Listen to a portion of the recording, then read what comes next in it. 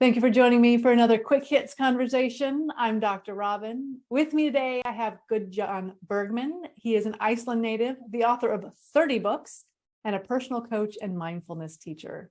I have Dr. Wayne Buckhanan. He's a geek who loves people and teaching, training, working with human development professionals.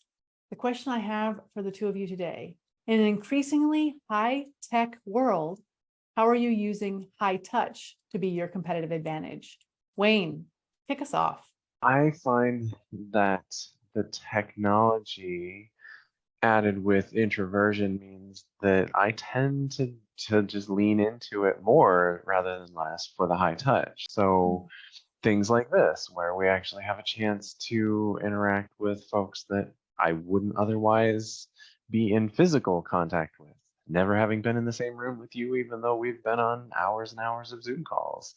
And so I think for me, a lot of it comes down to recognizing who's there in the shared virtual space and just being present and acknowledging and digging in and pulling up, are you making sure you're wearing your ankle brace, things like that just little things, but they add up, and caring for that person on the other end of the technology.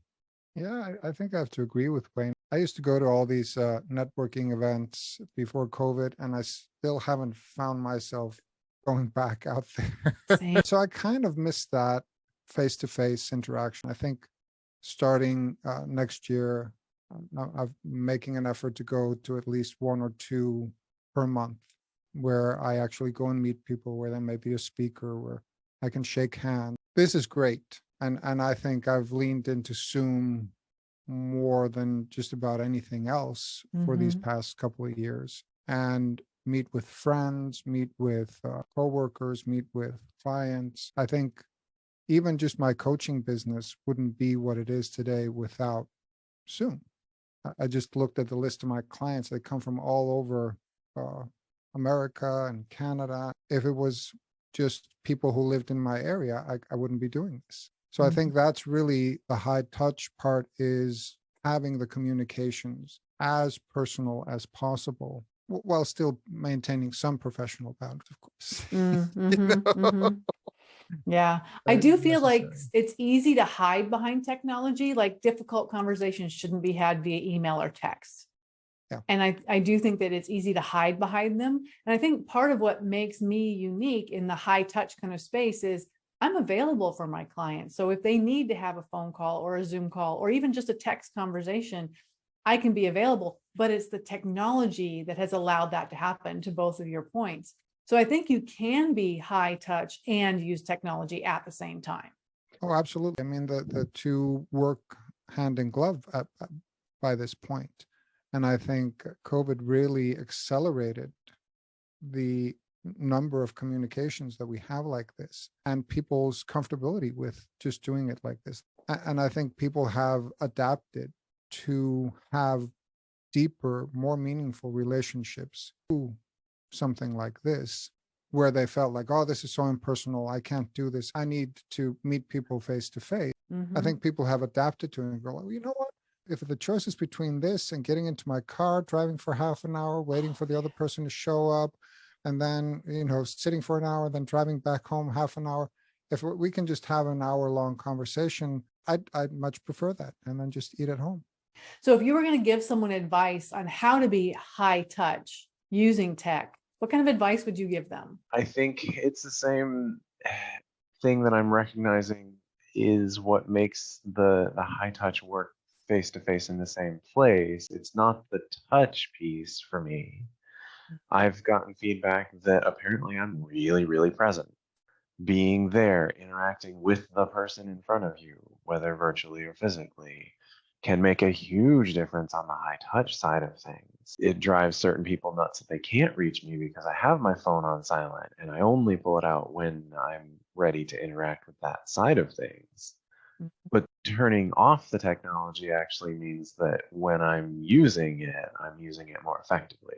Yeah, I think that point of presence, of being present, I mean, in a seriously distracted world, seriously, I mean, like, you go anywhere, you see people, they're just, their mind is so scattered all over the place, and with phones and any device, everything. I think it's the biggest present you can give somebody. It's just being there, being present, being focused on them.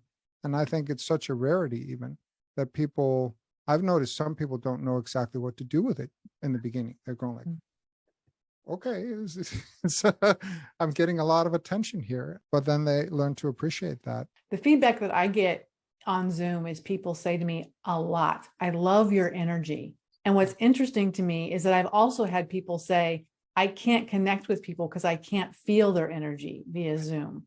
And those two things are so incompatible to me. What do you think makes that difference? That's an interesting question. I've gotten the same feedback.